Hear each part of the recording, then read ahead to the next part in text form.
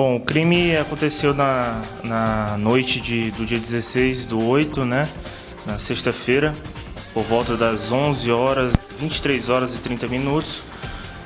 Conforme foi apurado no auto de prisão em flagrante do acusado, consta que o acusado Francisco Linhares e a vítima, a nacional Tainara, eles viviam em união estável e na noite de sexta-feira saíram para um bar da cidade para se divertir, para consumir bebida alcoólica e permaneceram nesse bar por volta de umas 3 horas, consumindo bebida alcoólica. Num determinado horário, eles resolveram voltar para casa e já no caminho de casa eles começaram a ter uma discussão. Segundo foi levantado, essa discussão seria por conta de ciúmes. Francisco teria olhado algumas mensagens no celular da vítima e não teria gostado do teor dessas mensagens. Quando eles chegaram em casa, eles começaram uma discussão e foi apurado que normalmente as discussões deles, que eram constantes durante a união estável, a convivência do casal, as discussões costumavam ser bem acaloradas. E algumas vezes, inclusive, com vias de fato, lesão corporal. E na noite de sexta-feira não foi diferente. Eles começaram a discutir verbalmente. Essa discussão ocasionou vias de fato.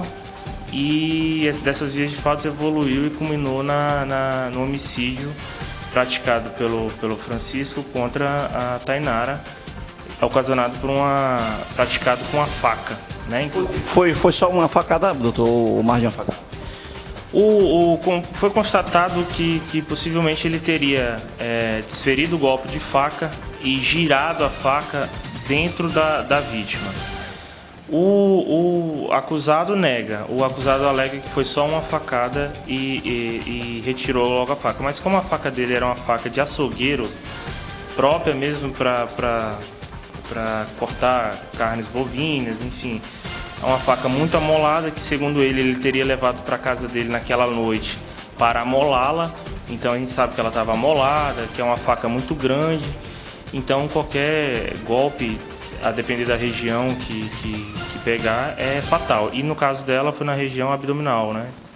Então ocasionou uma morte quase que instantânea. O pai da vítima, não só o pai da vítima, como também outros familiares, foram ouvidos aqui no procedimento, no auto de prisão em flagrante, e todos eles confirmam que era uma relação muito conturbada, que foi uma relação que durou aí cerca de 3 anos, de 2 a 3 anos, e durante toda essa relação eles brigavam muito, discutiam muito.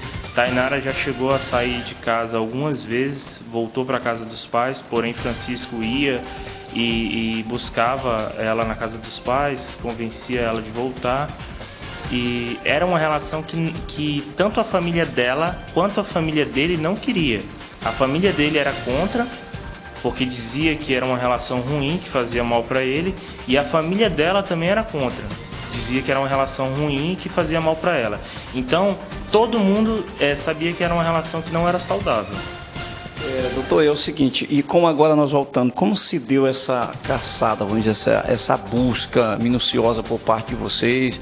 Eu acredito também que a Polícia Militar também deu uma força. Como é que se deu, a partir do momento que vocês receberam essa notícia? Então, o crime aconteceu por volta das 23 horas e 30 minutos da sexta-feira. Assim que os policiais plantonistas, os investigadores plantonistas tomaram conhecimento do crime, informaram para o delegado, para mim, e eu já determinei que eles diligenciassem até o local do crime para levantar todas as informações. Desde o momento do local do crime, a Polícia Civil e a Polícia Militar também deu início a uma verdadeira caçada ao acusado. Então, da noite de sexta-feira até o momento que foi efetivada a prisão do acusado, que a prisão dele se deu no sábado por volta das 16 horas e 40 minutos, a gente fez todo o percurso que ele percorreu durante a fuga. Então, do local do crime a gente começou já a levantar informações e ficamos sabendo que ele tinha se evadido da sede do município em direção a alguns povoados. Levantamos informações de que nesses povoados que ele teria ido em direção havia familiares dele. Então a gente começou a percorrer todos os povoados onde os familiares moravam, os familiares do acusado moravam. Em cada povoado que a gente chegava, a gente tinha informação de que de fato ele tinha passado por lá. Alguns povoados ele só passou, outros ele parou. Levantamos informações de que ele estava ferido, com a camisa ensanguentada. E então a gente passou praticamente da hora do crime até ontem à tarde na caçada dele e no encalço dele, porque onde a gente chegava ele tinha acabado de sair. Então foi um trabalho muito duro, muito árduo, mas que forçou ele a se entregar. Porque quando a gente chegou no último povoado, que é onde o pai dele mora, a gente percebeu que ele havia acabado de sair de lá. Então a gente conversou com o pai do acusado, o pai do acusado falou que ligaria para ele, falou que orientaria ele a se entregar, e foi o que aconteceu.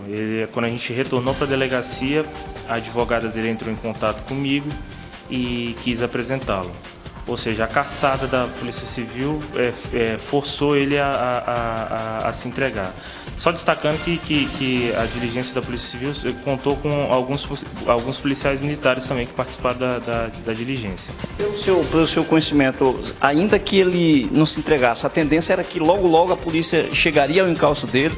E, doutor, e no depoimento dele, ele se arrependeu? Porque o senhor já falou um pouco que foi por causa do ciúme, mas em algum momento ele se arrependeu de ter cometido esse bárbaro homicídio, suicídio, aliás, feminicídio?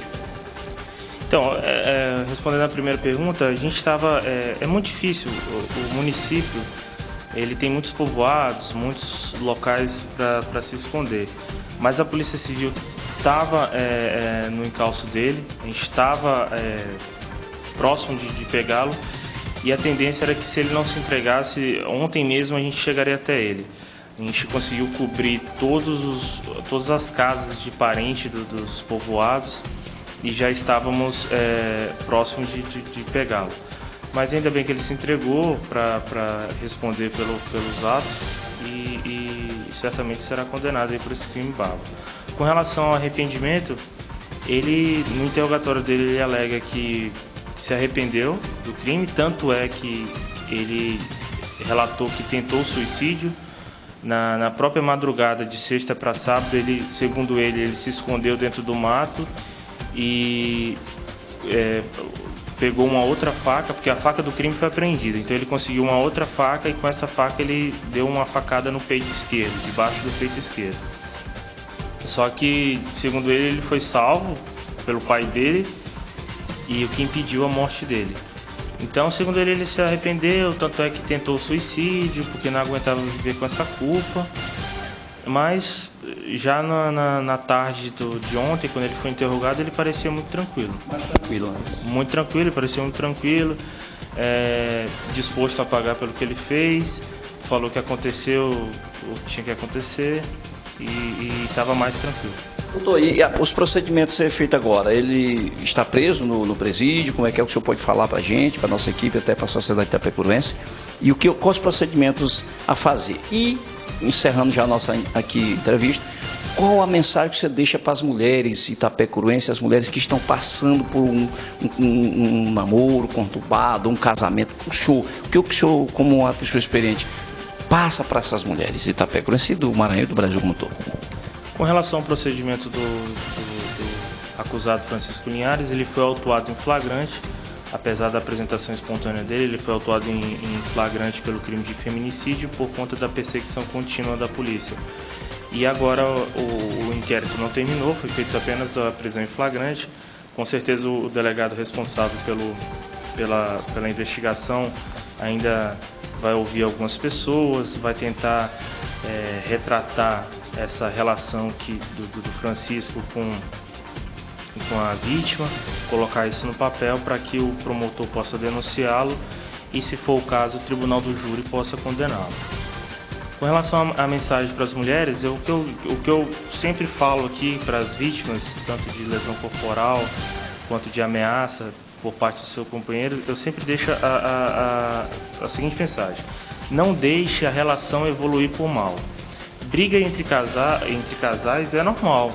Agora, você tem que perceber se essas brigas estão evoluindo. E se passa de uma mera discussão e já começa com ameaças, lesão corporal. Então, não pode deixar evoluir, porque esse caso aqui retrata muito a evolução de uma discussão. Eles, no começo, apenas discutiam, depois começou a haver lesões corporais, vias de fato, tanto ela contra ele e ele contra ela, e agora culminou num homicídio. Então a mensagem que eu deixo para as mulheres é não deixar evoluir. Foi ameaçada? Separe, ali não está dando mais certo. Houve lesão corporal? Separe. Não deixe que o resultado seja a morte, não deixe que o resultado seja uma tragédia. Também denunciar, né, doutor? As mulheres também não têm que se calar, né? Porque muitas, às vezes, com medo, não sei se o senhor pode falar, se no caso dela chegou, claro, o senhor é de Vargem Grande, claro, mas o senhor chegou ao conhecimento de que ela denunciou alguma vez para a delegacia ou não? Exato. As mulheres não podem deixar de denunciar. Foi ameaçada, procure a delegacia de polícia, foi agredida fisicamente, psicologicamente, procure a delegacia de polícia. Hoje em dia, desde o ano de 2006, existe a lei da Maria da Penha que criou inúmeros mecanismos de proteção para a mulher, de violência doméstica. Então, não se cale, não ache que seu companheiro vai melhorar, porque o mal das mulheres é achar que foi só uma vez. Nunca é só uma vez. Se houve a primeira, haverá certamente a segunda, a terceira, e muito provavelmente o resultado vai ser trágico. Então não se cale, não aceite e não deixe que uma discussão evolua.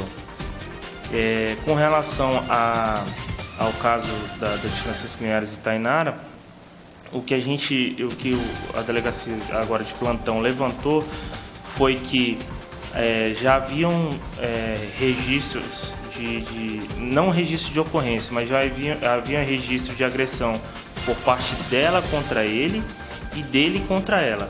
Porém, nada tinha chegado ainda ao conhecimento das autoridades policiais. Então, havia uma discussão, ela apenas saía de casa, depois voltava. Ele era agredido, ele apenas relatava para os amigos, mas não procurava a polícia. Então, não chegou ao conhecimento da polícia. Então, é a mensagem que eu deixo, para as mulheres não se calarem. E outra, é muito normal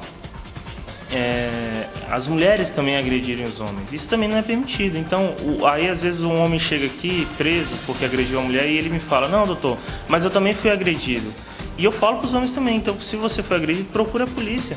Porque a polícia também não é só proibido o homem agredir a mulher também é proibida de agredir o homem. Então, o homem que foi agredido procura a polícia. Muitas vezes, por vergonha, o homem não procura.